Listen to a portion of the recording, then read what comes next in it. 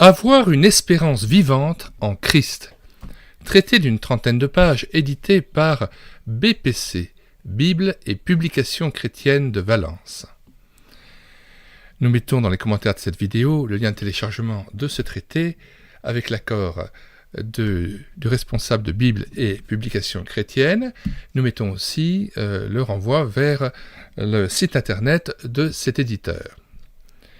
Vous avez aussi donc le lien vers le téléchargement de ce traité sur médiathèquechrétienne.fr ainsi que le lien vers différentes playlists qui tournent autour de cette thématique. Lecture de la 4e de couverture. L'espérance chrétienne est une réalité lumineuse, certaine, tout entière attachée au Seigneur Jésus, à son œuvre et à sa résurrection. Dieu nous a régénérés pour une espérance vivante par la résurrection de Jésus-Christ d'entre les morts. 1 Pierre 1:3. Elle n'est pas un sentiment vague, comme on dit par exemple à un malade « J'espère que ça ira mieux demain », mais l'attente assurée et sereine de ce que Dieu lui-même a promis.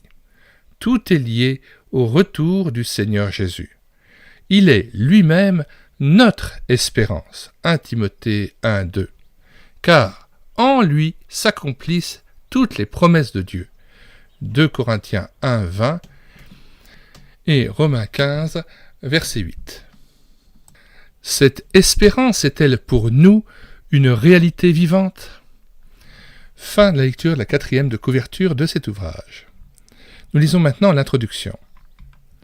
Béni soit le Dieu et Père de notre Seigneur Jésus-Christ, qui, selon sa grande miséricorde, nous a régénérés pour une espérance vivante par la résurrection de Jésus-Christ d'entre les morts, s'écrit l'apôtre Pierre. 1 Pierre 1, verset 3. Et Paul s'exclame au début de l'épître à Timothée, 1 Timothée 1, Paul, apôtre de Jésus-Christ, par ordre de Dieu notre Sauveur et de Jésus-Christ, notre espérance. L'espérance chrétienne est une réalité lumineuse, certaine, tout entière attachée au Seigneur Jésus, à son œuvre et à sa résurrection. Elle est étroitement liée à la foi et à l'amour qui trouvent aussi en lui leur source et leur plénitude. Elle n'est pas un sentiment vague, comme on dit par exemple à un malade. J'espère que ça ira mieux demain, mais l'attente assurée et sereine de ce que Dieu lui-même a promis. Tout est lié au retour du Seigneur Jésus. Il est notre espérance, car en lui s'accomplissent toutes les promesses de Dieu. Pour que l'espérance jaillisse dans notre cœur, il faut recevoir par la foi l'amour de Dieu et son don suprême, le Seigneur Jésus-Christ. Note 6. En même temps que nous croyons en Jésus et le recevons dans nos cœurs, nous recevons aussi le don du Saint-Esprit qui fait de chaque chrétien le temple du Dieu vivant. 1. Le retour du Seigneur Jésus. Jésus reviendra lui-même. Dans la maison de mon Père, dit Jésus, il y a plusieurs demeures. Je vais vous préparer une place. Et si je m'en vais et que je vous prépare une place, je reviendrai et je vous prendrai auprès de moi, afin que là où moi je suis, vous soyez aussi. Jean 14, versets 2 et 3. Je reviendrai. C'est par cette promesse que le Seigneur Jésus a encouragé ses disciples, promesse rappelée par l'apôtre Paul aux chrétiens de Thessalonique. Au cœur de l'espérance chrétienne, il y a l'attente de Jésus qui nous aime et qui nous veut près de lui. Il n'enverra pas un ange, il reviendra lui-même prendre tous ceux qui ont placé leur confiance en lui. Déjà, dans l'Ancien Testament, l'espérance des croyants était une personne, le Messie. En révélant qu'un jour, la descendance de la femme, c'est-à-dire le Christ, écraserait la tête du serpent, Satan, Dieu a donné l'espérance d'un libérateur, d'un rédempteur. Tout au long de ces pages, l'Ancien Testament annonçait et soulignait que ce libérateur, le Messie, allait venir. Mais Jésus n'est pas venu comme un libérateur politique, il est venu pour accomplir l'œuvre de la rédemption. Pour cela, il a fallu qu'il souffre et qu'il meure. Maintenant, il est ressuscité et exalté dans la présence du Père. Et ceci garantit aux croyants une place avec lui dans la gloire. B. Les 2 phases de sa venue. Alors, avant de lire ce passage, nous avons tenu à rédiger une petite note pour relativiser le propos qui est tenu, dans la mesure où certains théologiens ne voient pas forcément cette venue, ce retour de Christ en 2 phases. Alors, je vous lis cette note. En fait, il faut se montrer très prudent sur la temporalité des événements des derniers temps. Certains théologiens ne parlent que du retour de Christ sans le diviser en 2 phases. Il faut toujours veiller à ne rien ajouter ou retrancher les paroles des Écritures saintes. Si nous voulons en garder l'esprit, c'est moins l'aspect chronologique qui importe que l'amour avec lequel l'épouse ou l'Église veille et se prépare et attend son bien-aimé. Plus pertinent encore est le double aspect sous lequel on peut percevoir cette venue ou retour du Seigneur. Pour les uns, c'est racheté, il sera source du salut et félicité ou bonheur éternel en communion avec le Père. Pour les autres, les réprouvés qui soit auront rejeté le message de l'Évangile, soit auront compté parmi les vierges folles, son retour sera suivi d'un jugement. Voir le jugement des nations, Matthieu 25, et voir aussi Matthieu 24, versets 26 à 51. Nous qui prions pour hâter le jour du Seigneur et le jour de sa venue, nous vivons dans l'attente bienheureuse de son retour. L'expression « voici je viens bientôt » en grec « rapidement »,« vite » est 4 fois répétée dans l'Apocalypse et 3 fois en Apocalypse 22. À cette annonce de sa venue correspond l'invitation pressante à venir et à vouloir venir à Jésus-Christ et à boire l'eau de la vie de l'Esprit Saint, invitation à laquelle non seulement les inconvertis peuvent encore répondre pendant le temps de la grâce, mais aussi à laquelle les disciples que Jésus aime et qui aiment leur Sauveur et Seigneur répondent tous les jours pour leur plus grande joie. Retour au texte. B. Les 2 phases de sa venue. Une lecture attentive de la parole de Dieu montre 2 phases distinctes de la seconde venue du Seigneur. 2 étapes, pour ainsi dire, du même voyage. Premièrement, il descendra pour enlever les siens au ciel. 1 Thessaloniciens 4, verset 16. En un clin d'œil, il ressuscitera de la poussière le corps de tous les vrais chrétiens et les croyants de l'Ancien Testament qui sont morts. Et il changera aussitôt le corps de ceux qui vivront, puis il les enlèvera ensemble. Nous, les chrétiens, irons à sa rencontre dans les airs. Cet enlèvement ne sera pas vu du monde. Note 7. Cette affirmation semble aussi contredite par Matthieu 24, verset 30. Alors le signe du Fils de l'homme paraîtra dans le ciel, toutes les tribus de la terre se lamenteront, et elles verront le Fils de l'homme venant sur les nuées du ciel avec puissance et une grande gloire. Il enverra ses anges avec la trompette retentissante, et ils rassembleront ses élus des 4 vents depuis une extrémité des cieux jusqu'à l'autre. Retour au texte. Deuxièmement, après une courte période, il accomplira la seconde phase de sa venue. À la différence de la première phase où il sera seul, Jésus sera, lors de son apparition, en gloire, accompagné de ses anges et de ses bien-aimés, les croyants rachetés. Matthieu 16, verset 27. Note 8 concernant le fait que Christ serait soi-disant seul lors de sa première apparition. Cette affirmation semble contredite par Matthieu 24, verset 30, que nous avons déjà lu mais que nous relisons à nouveau. Écoutez bien, Alors le signe du Fils de l'homme paraîtra dans le ciel, toutes les tribus de la terre se lamenteront, et elles verront le Fils de l'homme venant sur les nuées du ciel avec puissance et une grande gloire. Il enverra ses anges avec la trompette retentissante, et ils rassembleront ses élus des 4 vents, depuis une extrémité des cieux jusqu'à l'autre. Donc on voit que loin d'être seul, il revient même dans l'hypothèse de cette venue en 2 étapes. Dans la première étape, il viendrait donc avec ses anges et rassemblerait ses élus. Oui, je m'entretenais ce matin avec Maurice Decker, qui m'a déjà accordé le droit de numériser plusieurs de ses ouvrages épuisés et non réédités et d'assumer la lecture audio de plusieurs de ses ouvrages.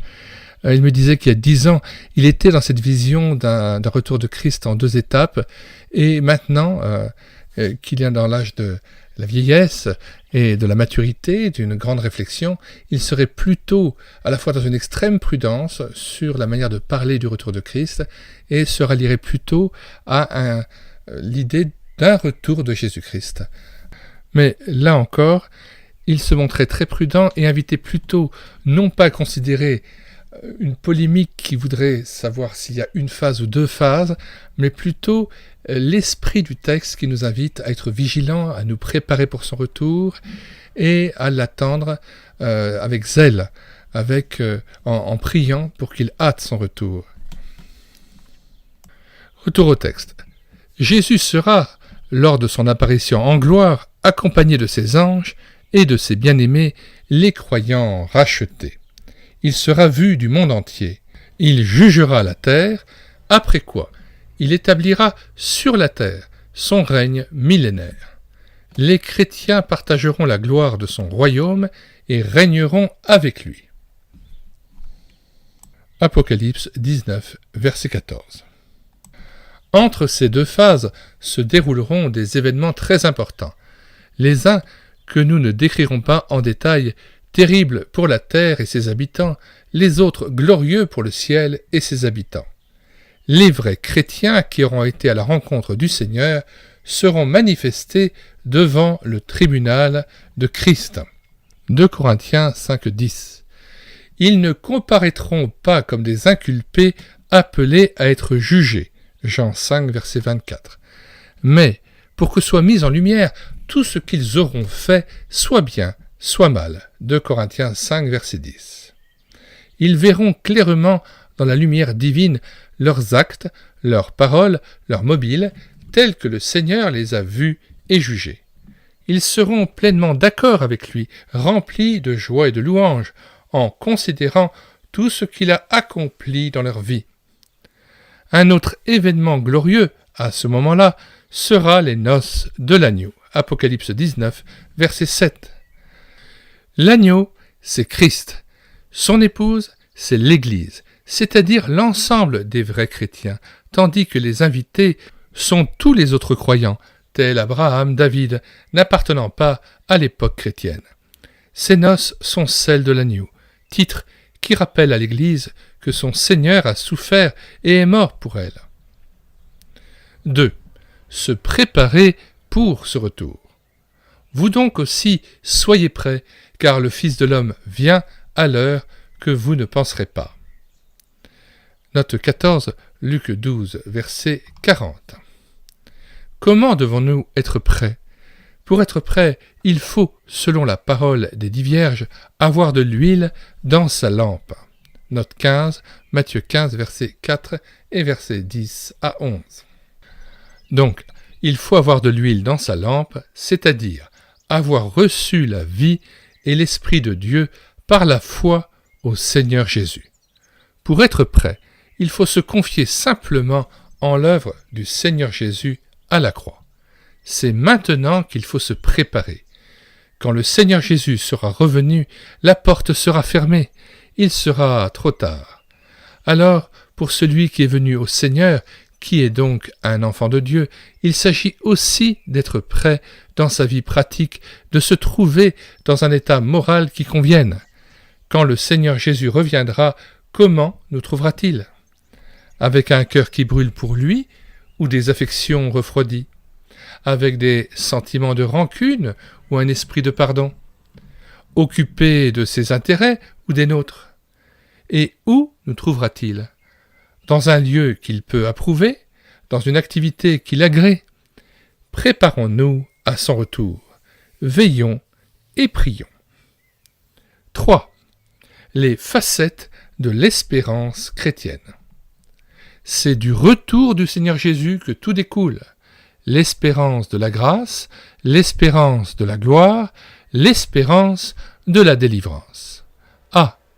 L'espérance de la grâce. C'est pourquoi, ayant raffermi vos pensées, étant sobres, espérez parfaitement dans la grâce qui vous sera apportée à la révélation de Jésus-Christ. Note 16, 1 Pierre 1, verset 13. La grâce évoque la faveur de Dieu, son amour immérité. Espérer parfaitement dans la grâce, c'est éprouver sans inquiétude ni hésitation la certitude qu'elle va être apportée et qu'elle nous est donc acquise dès maintenant.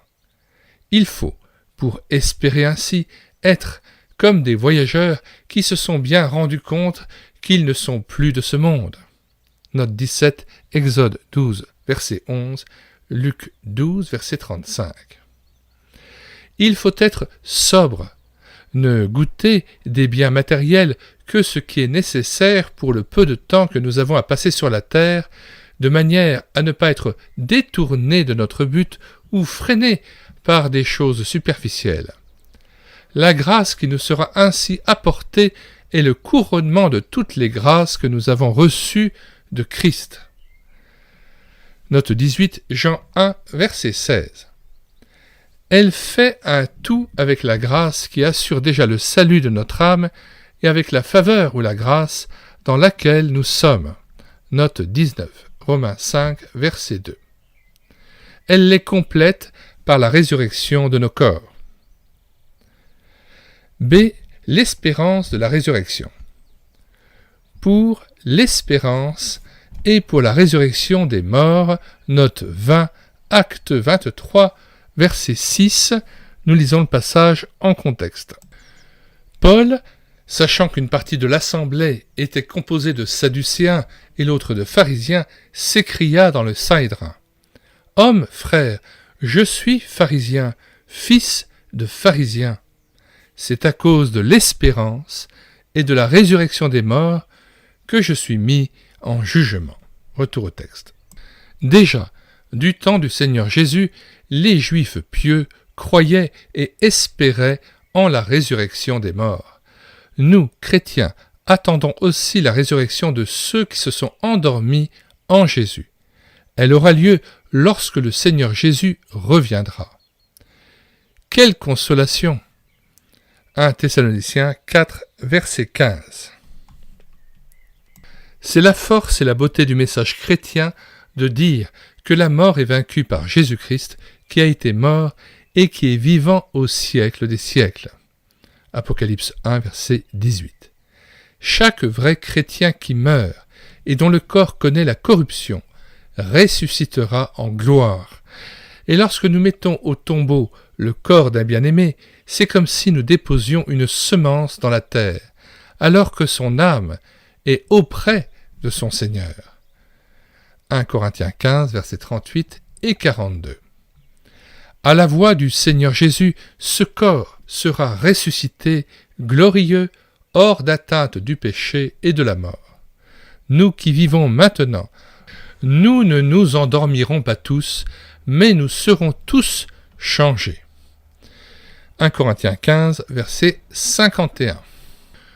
Mais nous serons tous changés par la même puissance de la résurrection pour être, avec Christ, dans des corps semblables aux siens.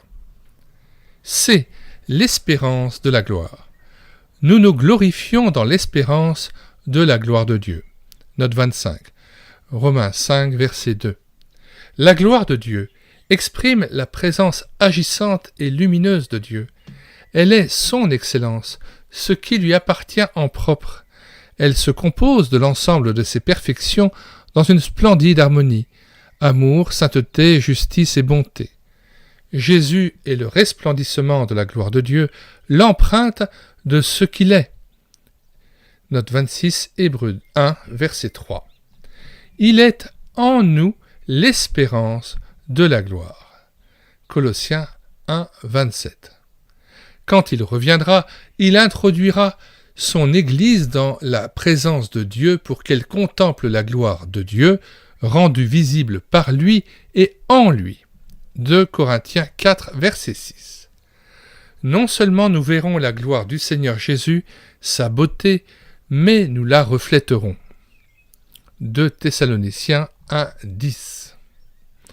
La gloire à venir ne sera pas seulement individuelle, elle sera aussi collective. Ce sera la part de l'Église, recueillie auprès de son époux, le Seigneur Jésus. Note 30. Apocalypse 21, verset 10 et 2 Timothée 2, 10. Les croyants seront unis à leur Seigneur et tous ensemble par des relations continuelles d'affection mutuelle et de joie. D. L'espérance de la délivrance de la création. L'espérance d'être elle-même, la création, délivrée de la servitude de la corruption. Romains 8, verset 21. L'injustice, le péché et toutes ses conséquences, tout ce qui altère ce que Dieu a créé, tout ce qui nous fait souffrir, prendra fin au retour du Seigneur Jésus. Après des jugements sévères sur la terre, le Seigneur Jésus établira son règne de justice et de paix. Psaume 72 et 96. La création tout entière sera délivrée de la servitude de la corruption pour jouir de la liberté de la gloire des enfants de Dieu. Romains 8, verset 21. Il faut souligner que l'espérance chrétienne n'attend pas une sorte de transformation magique du monde qui rendrait subitement toute chose bonne et tout être heureux. L'établissement du royaume de Dieu, un royaume de paix et de justice, sera précédé de jugement sur la terre.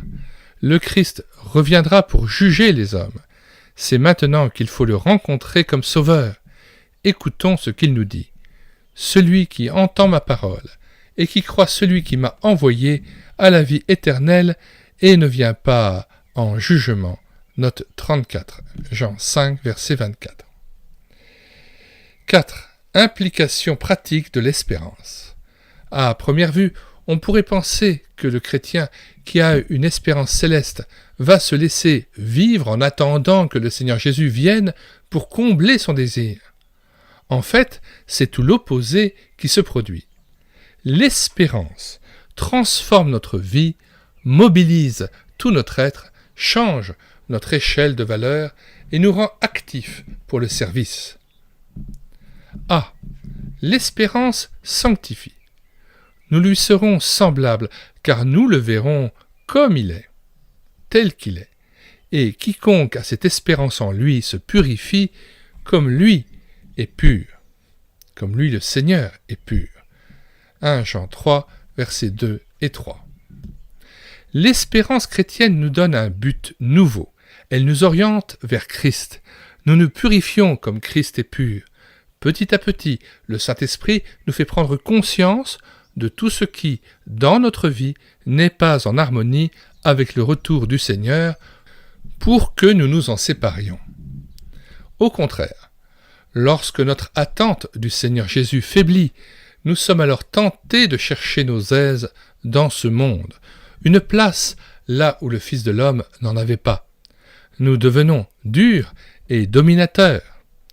Luc 12, verset 45, ou paresseux pour ce que Dieu nous demande, et nous manquons le but de notre vie. B. L'espérance vécue est un témoignage.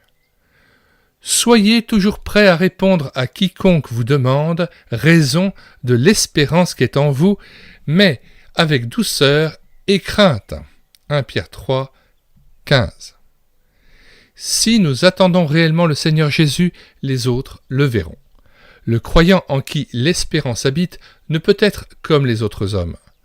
La joie de l'espérance, Romains 12, verset 12, se lira sur ses traits l'assurance que donne l'espérance du salut 1 Thessaloniciens 5, verset 8, le marquera. Sa conduite sera dans la paix et la sainteté, la pureté au milieu des souillures de toutes sortes. Il ne passera pas inaperçu. Ce qui importe, c'est d'être prêt à répondre à celui qui demande raison de l'espérance qui est en nous. Nous devons répondre avec douceur et crainte. La crainte, lorsqu'on aborde ce qui est de Dieu, la douceur de la grâce, qui n'est jamais hautaine, mais se met avec humilité au service du prochain. Les paroles viennent d'elles-mêmes, au moment favorable donné par le Saint-Esprit. De l'abondance du cœur, la bouche parle. Matthieu 12, verset 34. C. L'espérance guide. Moi, Jésus, je suis la racine et la postérité de David, l'étoile brillante du matin. Apocalypse 22, verset 16. Une ferme certitude quant au futur, une confiance paisible en Dieu nous délivre de la peur du lendemain. L'espérance chrétienne nous donne un regard lucide sur l'état de ce monde, car nous avons la parole prophétique entre guillemets. Car nous avons la parole prophétique comme une lampe qui brille dans un lieu obscur. 2 Pierre 1, verset 19, c'est-à-dire dans les ténèbres morales du monde. Jésus est l'étoile du matin qui indique la bonne direction. Dieu veut nous libérer de ce que les hommes recherchent, car notre trésor est dans le ciel. Matthieu 6, versets 20 et 33. D. L'espérance fortifie. Vous aussi, prenez patience. Affermissez vos cœurs, car la venue du Seigneur est proche. Note 44, Jacques 5, verset 8. L'espérance fortifie dans l'épreuve et le deuil. 2 Timothée 2, verset 12. Elle a soutenu Jésus lui-même, qui, à cause de la joie qui était devant lui, ou qui lui était réservée, a enduré la croix. Hébreux 12, verset 2. Elle a fortifié bien des chrétiens devant la mort, les martyrs d'abord, et tous ceux qui sont morts dans la foi. Plus elle est forte, plus l'effort sera courageux. Une ferme espérance fait naître une profonde assurance. Plus nous rechercherons ce qui touche à la venue du Seigneur, plus nous serons affermis sans chanceler. Note 47, Hébreux 6, verset 19. E. L'espérance nous rend actifs dans le service. Bienheureux est cet esclave que son maître, lorsqu'il viendra, trouvera faisant ainsi. Luc 12, verset 43. Si je pense que je serai d'un instant à l'autre auprès de Jésus, dans le bonheur et dans la gloire, comment ne pas chercher à le servir? Nous pouvons le faire de bien des manières, annoncer l'Évangile, présenter la parole de Dieu, encourager ceux qui souffrent. En 1 Corinthiens 15, l'apôtre Paul conclut son enseignement sur la résurrection de Christ et son prochain retour par cette parole. Ainsi, mes frères bien-aimés, soyez fermes, inébranlables, abondant toujours dans l'œuvre du Seigneur, sachant que votre travail n'est pas vain dans le Seigneur. 1 Corinthiens 15, verset 58. 5. Conclusion. A. L'importance de l'espérance. Tout le Nouveau Testament est illuminé par la perspective du retour du Seigneur Jésus, mentionné plus de 300 fois. D'ailleurs, certains livres traitent presque exclusivement de ce sujet. 1 et 2 Thessaloniciens, Apocalypse. Au commencement de l'Église, les chrétiens vivaient dans l'attente du retour du Seigneur. 1 Corinthiens 1, verset 7, Philippiens 3, verset 20, 1 Thessaloniciens 1, 10. Il n'avait pas donné de date ni de prophétie qui devrait nécessairement s'accomplir avant la première phase de sa venue. Note 51. Alors que plusieurs prophéties sont données comme devant précéder la deuxième phase. Matthieu 24, Apocalypse 6 et suivant. Rappelons aussi à toutes fins utiles que dans Acte 1, verset 6, alors que Christ est sur le point de connaître l'ascension, de monter au ciel, ses apôtres réunis lui demandèrent « Seigneur, est-ce en ce temps que tu rétabliras le royaume d'Israël ?» Il leur répondit, « Ce n'est pas à vous de connaître les temps ou les moments que le Père a fixés de sa propre autorité. » Et Jésus, ne perdant pas le fil de sa pensée, renoue avec son propos du verset 5, « Car Jean a baptisé d'eau, mais vous, dans peu de jours, vous serez baptisés du Saint-Esprit. » Et Christ réinsiste au verset 8, « Mais vous recevrez une puissance, le Saint-Esprit survenant sur vous, et vous serez mes témoins à Jérusalem, dans toute la Judée, dans la Samarie, et jusqu'aux extrémités de la terre. » Et c'est ainsi que Jésus remet en perspective ce qui est important. Au fond, l'homme est friand de dates, de prophéties exactes, alors que finalement, ce n'est pas à nous de connaître ni la date, ni l'heure de son retour, mais de nous tenir prêts, bien sûr, et d'attendre sa venue. Au fond, veiller et prier, être rempli d'Esprit Saint, pour pouvoir à la fois être dans l'attente de son retour, dans la joie, dans l'adoration, dans la louange, dans l'action de grâce, mais aussi être des témoins sur cette terre. Retour au texte. Il n'avait pas donné de date ni de prophétie qui devrait nécessairement s'accomplir avant la première phase de sa venue, pour que tous les croyants, à quelque époque qu'ils vivent, puissent l'attendre chaque jour, et que cette attente produise en eux les effets que nous avons évoqués plus haut. Le fait que bien des siècles se soient écoulés depuis sa promesse de revenir bientôt, et en fait l'adverbe tacus veut dire rapidement, vite, et non pas tout à fait bientôt. Nous relisons la phrase. Le fait que bien des siècles se soient écoulés depuis sa promesse de revenir rapidement ne veut pas dire que le Seigneur tarde à l'accomplir. Déjà l'apôtre Pierre disait dans sa deuxième épître, écrite comme une lettre d'adieu, « Le Seigneur ne tarde pas en ce qui concerne la promesse, comme certains estiment qu'il y a du retard, mais il est patient, ne voulant pas qu'aucun périsse. » 2 Pierre 3, verset 9. Il précisait que le temps n'existe pas pour lui.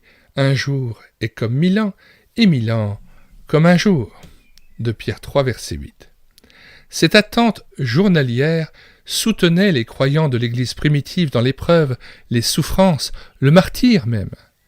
Malheureusement, cette vérité a été progressivement mise de côté jusqu'au XIXe siècle. À cette époque, le retour de Christ pour enlever son Église a été redécouvert, proclamé avec force et a produit un réveil. Cette attente, réalité vivante et permanente, a été une source extraordinaire d'énergie spirituelle pour les croyants. L'incrédulité des moqueurs ne réduit en rien l'importance de ce fait, Jésus reviendra. Ainsi, nous n'attendons pas l'amélioration du monde ni sa conversion. Notre espoir n'est pas dans la réalisation de programmes de paix ou de justice. Nous attendons une personne que nous aimons, Jésus-Christ. Attendre le Seigneur Jésus encourage à vivre un christianisme biblique. Il est frappant de noter que ceux qui ont entretenu cette espérance de tout leur cœur sont restés saints dans la foi et brûlants dans leur amour pour Christ. Notre cœur est-il rempli de joie quand nous pensons que Jésus revient ? B. Pensez sur l'espérance. N'espère rien d'autre qu'en ton Dieu, qu'il soit ton unique espérance. Saint Augustin. L'espérance chrétienne se lie à la foi et à l'amour. Colossiens 1, versets 4 et 5. 1 Thessaloniciens 1, verset 3 et 1 Corinthiens 13, verset 7. La foi est l'assurance de ce qu'on espère. Hébreux 11, verset 1. La foi reçoit les promesses de Dieu. Elle fait ainsi naître l'espérance et celle-ci illumine la foi. L'une comme l'autre sont un don de Dieu. 2 Thessaloniciens 2, 16 et Philippiens 1, 29. L'espérance n'est rien d'autre que l'attente des bienfaits que la foi a cru être promis par Dieu. La foi est le fondement sur lequel repose l'espérance, et l'espérance nourrit et soutient la foi. Jean Calvin. Dans tous les temps, le propre de la foi et de mettre son espérance en Dieu lui-même, tel qu'il s'est révélé. Quand notre cœur est tourné vers Dieu, il n'y a plus de doute ni de crainte, mais la paix dans la confiance en Dieu lui-même et dans la recherche constante de son approbation. André Gibert. Le fondement de l'espérance est l'amour, car l'espérance est bien plus qu'espérer quelque chose. Il est surtout espérer quelqu'un. Elle est quête d'une rencontre, la rencontre de celui qui nous aime, le Seigneur Jésus. Cette attente du Seigneur transforme notre vie en lui donnant courage, joie et paix. Les perspectives terrestres sont marquées du signe de la mort. Il n'y a pas d'espérance de demeurer ici-bas. 1 Chroniques 29, verset 15, comparez aussi Proverbe 10, verset 28 et Proverbe 11, verset 7. L'espérance chrétienne, elle, est vivante. 1 Pierre 1, 4. Alors nous allons prendre le temps pour lire ce passage dans son contexte à partir du verset 3. Béni soit Dieu, le Père de notre Seigneur Jésus-Christ, qui, selon sa grande miséricorde, nous a régénérés pour une espérance vivante, par la résurrection de Jésus-Christ d'entre les morts, pour un héritage qui ne se peut ni corrompre, ni souiller, ni flétrir, lequel vous est réservé dans les cieux, vous qui, par la puissance de Dieu, êtes gardés par la foi pour le salut prêt à être révélé dans les derniers temps. C'est là ce qui fait votre joie, quoique maintenant, puisqu'il le faut, vous soyez attristés pour un peu de temps par diverses épreuves, afin que l'épreuve de votre foi, plus précieuse que l'or périssable qui cependant est éprouvé par le feu, ait pour résultat la louange, la gloire et l'honneur lorsque Jésus-Christ apparaîtra. Lui que vous aimez sans l'avoir vu, en qui vous croyez sans le voir encore, vous réjouissant d'une joie ineffable et glorieuse, parce que vous obtiendrez le salut de vos âmes pour prix de votre foi. Retour au texte. L'espérance chrétienne, elle, est vivante, parce qu'elle espère en Christ lui-même, et que nous avons reçu de lui une vie nouvelle, affranchie de la mort et de son emprise. Ce n'est pas seulement l'espérance d'une vie future, c'est la vie qui espère, la vie de Jésus déjà possédée. D'après André Gibert. Jésus-Christ est le seul espoir qui a traversé la mort et en a triomphé pour toujours. Guy Appéré. L'espérance chrétienne est céleste.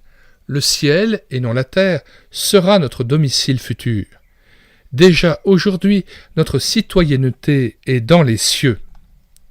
Colossiens 1, 5. Philippiens 3, 20. La vraie maison du chrétien, son chez lui est le ciel. Ce caractère céleste de l'espérance chrétienne nous donne notre vraie place dans ce monde.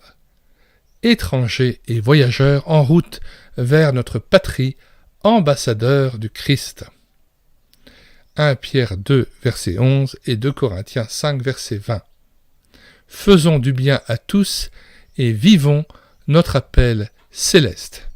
Galates 5, verset 9 et Hébreux 3, verset 1. Celui qui rend témoignage de ces choses dit « Oui, je viens bientôt. Amen. Viens Seigneur Jésus. » Apocalypse 22, verset 20. Voilà, donc nous vous invitons à vous rendre maintenant dans la description de cette vidéo, de télécharger ce traité d'une 30aine de pages et de consulter les différentes playlists que nous vous recommandons. Nous vous incitons vivement à consulter notre site internet médiathèquechrétienne.fr, site que nous avons créé en synergie avec cette chaîne YouTube Elle écouter sa parole, afin d'assurer la réédition numérique gratuite des ouvrages chrétiens épuisés et non réédités. Il y a plus de 1200 ouvrages qui ont déjà été numérisés et mis à votre disposition. Vous allez sur le site médiathèquechrétienne.fr, écrit d'un seul tenant. Vous arrivez sur le site et là, vous cliquez sur « Livres à télécharger ». Vous faites une recherche par ordre thématique ou par ordre alphabétique d'auteur. Et une fois que vous avez choisi votre auteur, et bien là, vous cliquez sur l'ouvrage qui vous intéresse. Et tout à fait, vous cliquez sur lire, écouter, télécharger, là où vous avez choisi votre ouvrage. Et arrivé en bas de page, tout à fait en bas de page, il y a écrit, après la présentation de l'ouvrage et les différentes incitations à lire tel ou tel livre en complément, et bien tout à fait en bas de page, vous avez téléchargé en PDF ou téléchargé en Word l'ouvrage en question. Plusieurs églises nous ont fait confiance et ont mis le site médiathèquechrétienne.fr en référence sur leur page web de leur église. Et chaque jour, des centaines de chrétiens dans le monde téléchargent des ouvrages. Nous sommes heureux de voir que ce soit à Haïti, ou que ce soit en République dominicaine, en Afrique, au Canada, aux États-Unis ou en Europe, de nombreux téléchargements ont lieu et enrichissent ainsi tout un chacun qui est désireux de s'instruire et de pouvoir renouveler sa foi et sa vie intérieure devant Dieu par une lecture d'ouvrages riches ayant été écrits mais qui hélas n'étaient pas disponibles parce qu'ils n'étaient plus en vente dans les librairies et plus disponibles non plus sur Internet, d'où ce travail de numérisation qui a été fait afin que vous puissiez en faire votre miel. J'ai profondément été encouragé personnellement par la question que Christ pose à Pierre pour savoir s'il l'aimait, et à chaque fois, lorsque Pierre dit « oui, je t'aime », eh bien Jésus lui dit « mais paie mes brebis, fais paître mes brebis ». Et je me suis dit finalement que le fait de numériser des ouvrages chrétiens riches, profonds, et qui ont été écrits par des serviteurs de Dieu, qui se sont placés pendant toute leur vie devant Dieu pour faire des commentaires bibliques, ou alors des missionnaires qui racontaient ce qu'ils ont fait dans le champ de mission, eh bien, toute cette lecture contribue aussi à nourrir l'Église, à paître l'Église, en fait, à lui donner cette nourriture spirituelle, et c'est ce qui m'a porté à encourager pendant ces quelques années de travail que j'ai déjà fourni, et qui me donne l'espoir de pouvoir, et la force, pour pouvoir continuer encore à œuvrer. Voilà, et bien que le Seigneur nous bénisse dans la contemplation même de sa personne, afin que nous soyons transformés à son image. Nous vous disons au revoir et à bientôt.